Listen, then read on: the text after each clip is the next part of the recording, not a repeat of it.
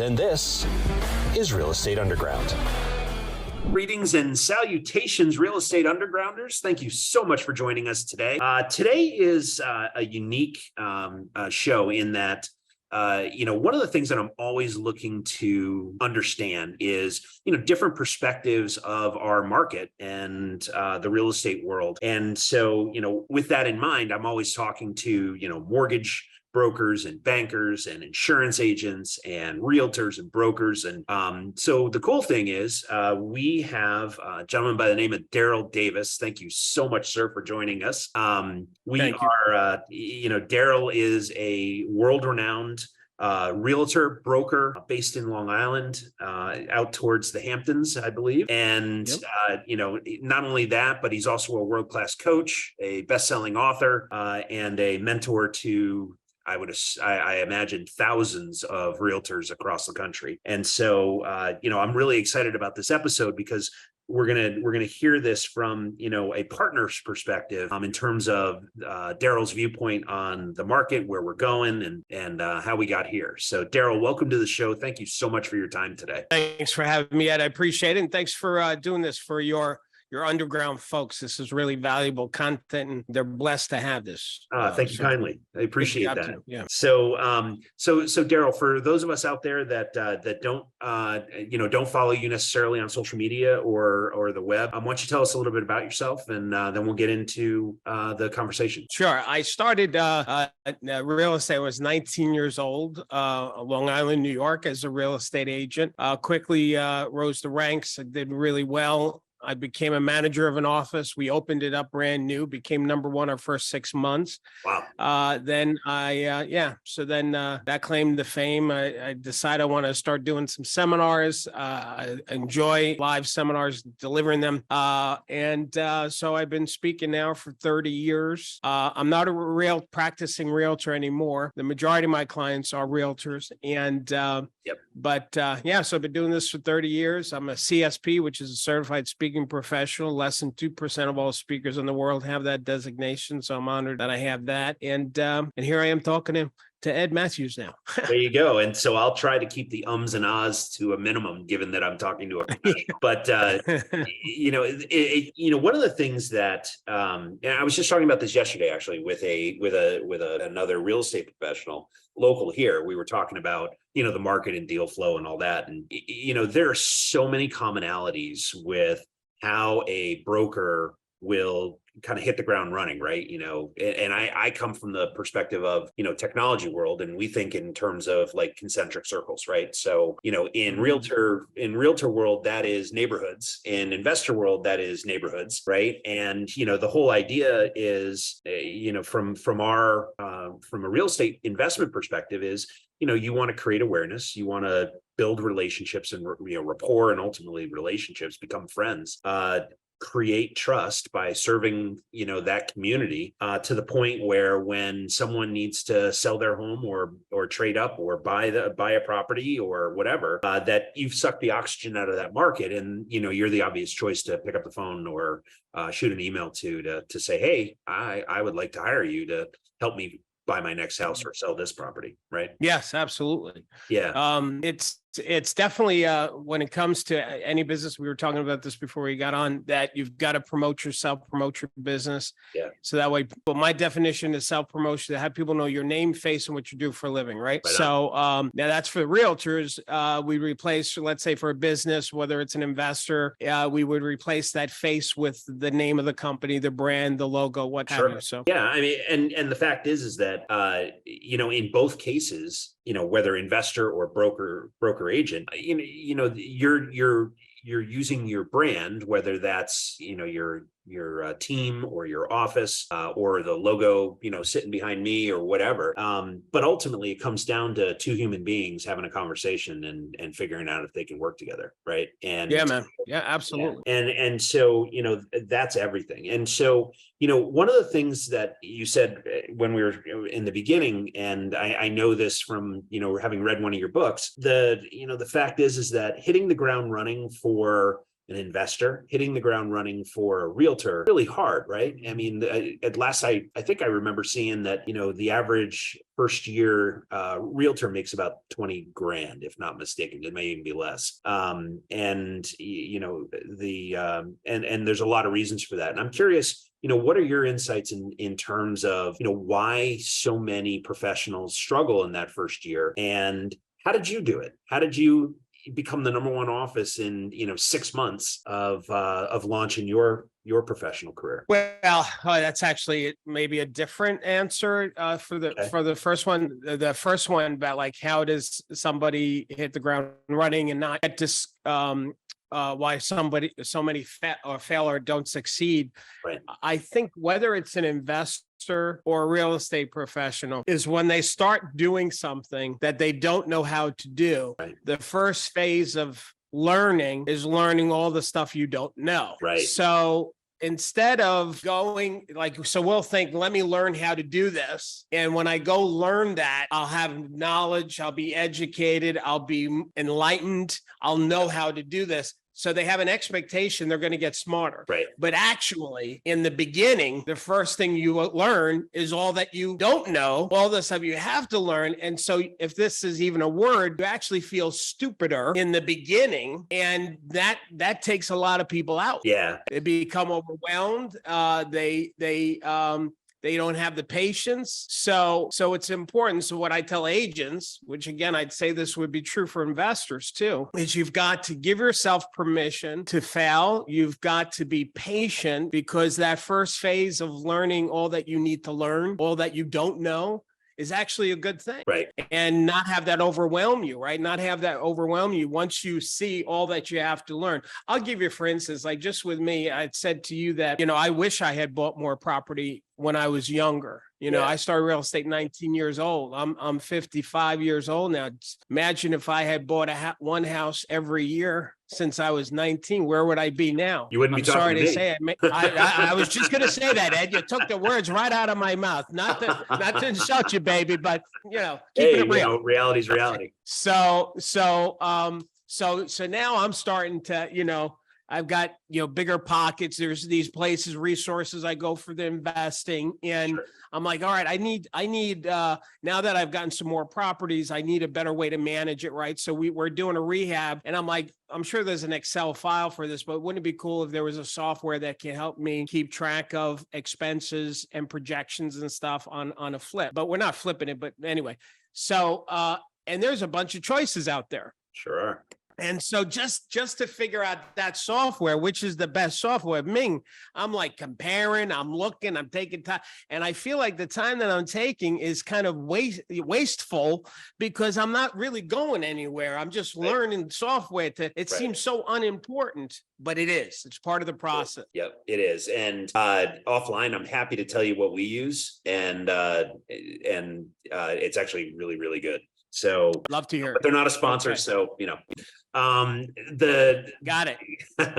So, as far as, systems go, that is one of the ways to consistency, is to create a repeatable process that's simple. Right. And so, yep. In terms of your business, whether that's as a realtor, as an investor, or whatever, what are some of the things that you look to put in place to be able to stay consistent and manage your business? Well, it's you just gave the answer there. It's systemized, having systems, being organized. The one of the first books, when I started my profession as a real estate agent, 19 years old, I didn't know so much. I didn't know. Right. And but I was always a student. Like I always I embraced education. And so when I decided to open up my own training business, I was in my 20s, and I've always read a lot of books. And one of the books that was pivotal for me was E-Myth Revisited by Michael Gerber. Yes. And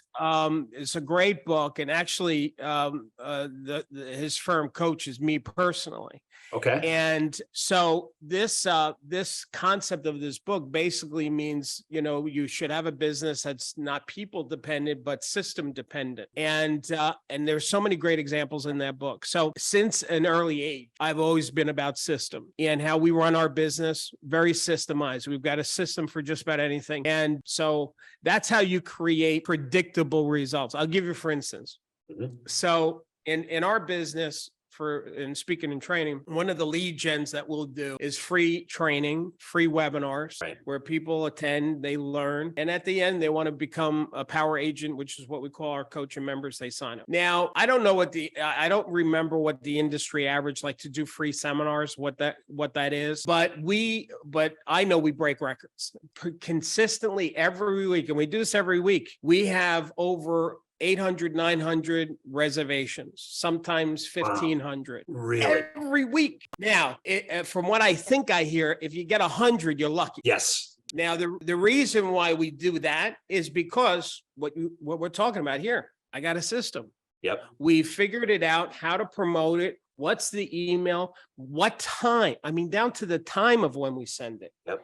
And if we're an hour late, I get twisted with the team. It matters. It's got to be, that's the system. It's been proven. Right. Anyway. Yeah, right on. Well, that's really impressive. The fact is that that consistency, that robust consistency of what you're talking about, nothing happens until someone raises their hand and says, hey, I need a problem solved, or, hey, I'd like to take care of an opportunity. And so, the themes I'm hearing as you're talking through how you operate are things that really resonate with me in terms of consistency, but also education, right? I mean, utilizing education as a tool to kind of bring people into your world. And so, I'm curious about that. There's always that balance between providing strategy and providing tactics, right? And I'm curious what your philosophy is on that, and when you do the trainings and the upfront webinars and whatnot. Well, I'll tell you, the strategy for these free webinars industry wide is you tell people this is what you need to learn in order to be successful. But it doesn't matter what the success is. It could be to be a realtor, an investor.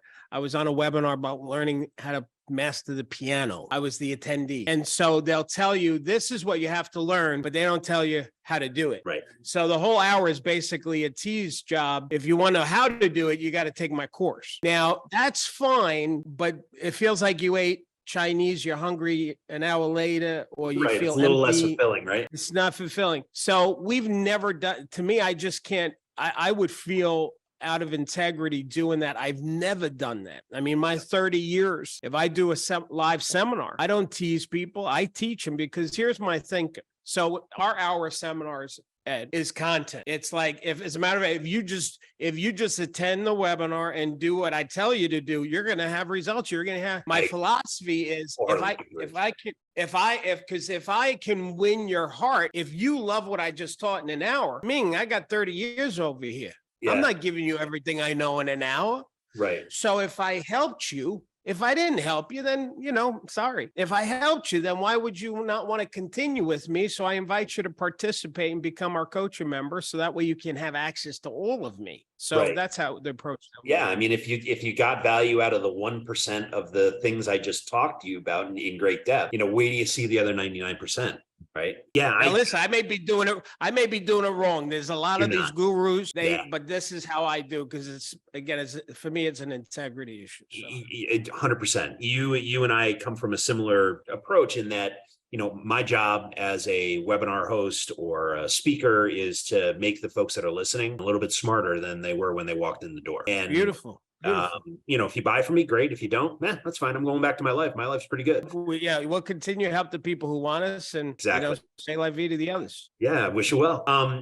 So in terms of, I'm curious about your system, your marketing system. So when you said 800, I had lights going off in my head, like, ooh, this is interesting. Okay, let's drill into that. So obviously a huge piece of that is probably a really robust list management capability, and you probably have a pretty good idea of who the realtors are anywhere in the country. So that's got to help. But I'm curious how you create desire to be able to attend those webinars. How do you pull people into your world? Is it direct mail? Is it digital? Is it a whole bunch of other, stuff that I'm going to make you tell us about right now? Or Yeah, I wish I could share, Ed, that it was some magical formula no and missile secrets? complicated. It really isn't. I'll tell you why I think in the simplicity works. Like if there is a secret ingredient, I'll get to that in just one second. But Sure. strategically, we do have our list. It's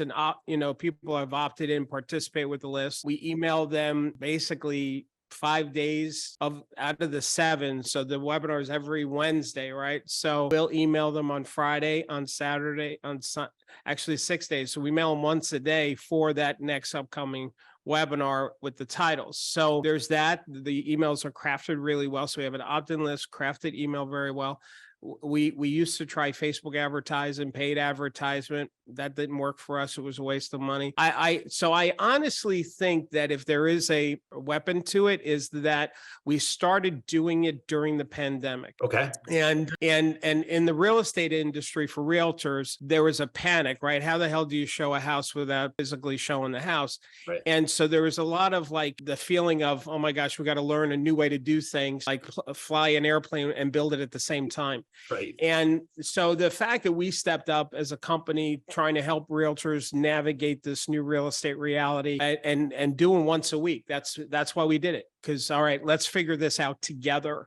Yep. I think that just planted a tremendous credibility. Plus, I've been doing this 30 years. I mean, if a realtor is an active realtor, if they haven't heard of me, then they're probably not an active realtor. Not to sound arrogant. It's just but I mean, longevity, right? I've been around. I've been in the business for that long that, right. and people know me. All right. So I have that credibility, that respect in the industry, the weekly prove of myself. I'm committed to you building value. So now here it is, 3 years later, I think we've trained the community to say, oh, Darryl's got his Wednesday webinar. It's valuable. He cares. Let's see it. So I think that's what it was. An overnight success that took 3 years. Of course. Well, actually, I would submit 27 to 30 years, right? That's right. Okay. It's the old Pablo Picasso story where, this couple walks up on a older gentleman and he's, they're in Madrid and he's painting and the husband realizes, holy cow, that's Pablo Picasso. And so, the couple goes up, master, I would be honored if you would paint my wife. The Picasso says, sure, let her have a seat. I'll sketch her out and come back in an hour. And so that happens and the couple comes back and Pablo says, okay, well, that'll be 5,000 euros. And he said, the husband says, 5,000 euros? You only took an hour to do it. He said, no. I took a lifetime to learn how to do this. Right. Mm-hmm. And, I think that webinars and books and,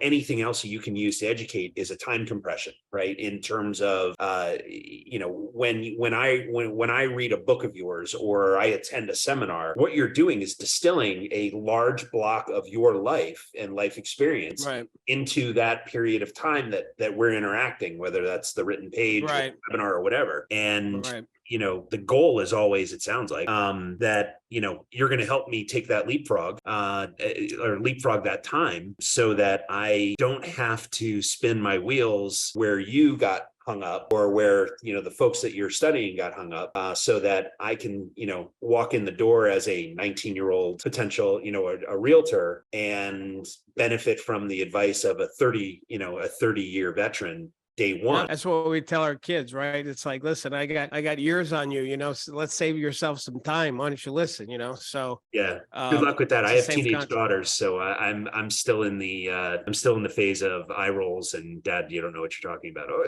okay, cool. Yeah, well, teenage girls are they're awesome. They're fantastic. So kind of building on the theme of the book, one of the things that I've always found is that leaders, whether that's executives running businesses or coaches and mentors or anything else, leaders are always readers, right? But these days that is different in that it doesn't have to be a physical book. It can be webinars, conferences, podcasts, videos on YouTube, whatever. So I'm curious, Audible books, I'm curious how you consume information when you're looking to sharpen the saw, so to speak. And I'm also very interested in to learn who you pay attention to these days. Well, as I said earlier, so I have my own personal coach that coaches me. Yep. But I tap into I'll be honest, I become less of a reader that in my old age. But when You're I not was that younger, old. I'm man. I'm only a year and a half behind you, so that you're not that old. Yeah, yeah. Well, when you listen, I feel older because a little bit more of my history. I became an emancipated minor at 16. When my dad passed, my mother and I weren't doing well, so I basically have been living on my own since I was 16, and so I feel older because I had to grow up sooner. Right. But anyway, so I'm sorry, my team is bothering me here. Yeah, no worries. But to answer your question, really how I tap into resources is my team. And honestly, my wife is brilliant. So she's my consigliere. So I run things by her when I don't trust my decision, or I need to get another objective, because she can be critical. Yeah. And which is great. And so she'll look at it from a real critical eye. Then my president, vice president, they're just brilliant folks as well. That's my support structure that I tap into. Yeah, it's interesting you say that, because the having someone who's always going to tell you the truth, and hopefully multiple people that will always tell you the truth, unvarnished, is invaluable, regardless of the business, right? You need somebody to be able to, when you ask an honest question, you need the unvarnished truth in order to make the decisions you have to make, right? And so, whether that's whether you have mentors or a coach or team members that you rely on, or you married very well. I would submit that my wife is, a solid 30 to 50 IQ points smarter than me. So I too married well. But the fact is that having those people who will always tell you the truth is invaluable. And I always tell people I have plenty of cheerleaders in my life, right? If I want to feel good and hear how awesome I am, I'll go have breakfast with my mom, right? She thinks I'm great. And so, in fact, I'm having breakfast with her tomorrow. And, the fact is that while I certainly value that and I adore my mom, the fact is that in business, I just need you to tell me what the straight dope is, right? Right. Yeah, that's true. Having that good support system, and everybody brings different skill sets. And if you can pay attention to like some of the people I'll reach out to may have great business skills, but not as creative. Right. And I've got some that are really creative, but maybe not strong in the business skills. So sometimes you may have to tap into 2 or 3 different perspectives to then come up with your own strong collective one. Yeah. So. Yeah, right. And it's interesting. There's a story, and I'm going to butcher it, but I'm going to try and tell it anyway. There was a general who was deciding on a particular strategy, and basically what he did was he brought in captains and colonels and majors and listened to them debate the various aspects of the strategy and what would work and what wouldn't, and didn't say a word, and then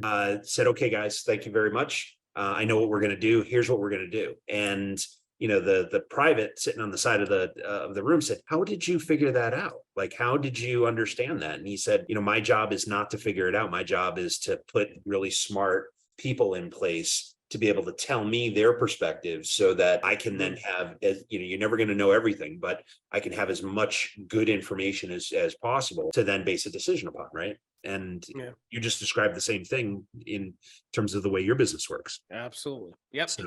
Yep. So I'm curious, in terms of your personal life, your non-coaching, non-mentor, non-real estate life, how do you like to spend your time? What do you do for fun? Well, I'm an avid theater goer, Okay. and so I try to get to the theater whenever I can. And of course, I love fine dining to boot. And usually, those two go well together. I'm actually going to New York City this Saturday with my son to see Hamilton. Oh, and I've seen wonderful. Hamilton. I've seen it twice. I'm going a third time, just him and I. My wife's not going because she's seen it twice with me. So he hasn't seen it, and I want him to see it. And he's a theater goer because he's always gone with me growing up. So yeah, so it's a boys' night out to see fun. Hamilton. Excellent.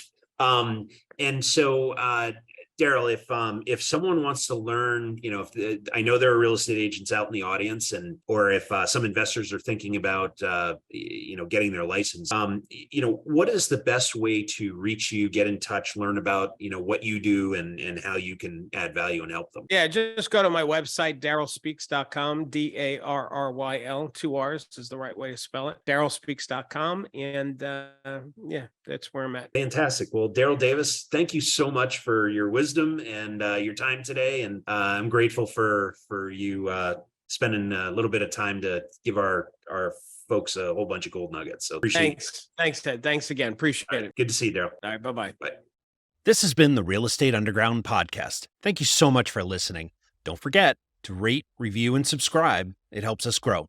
Until next time, happy investing.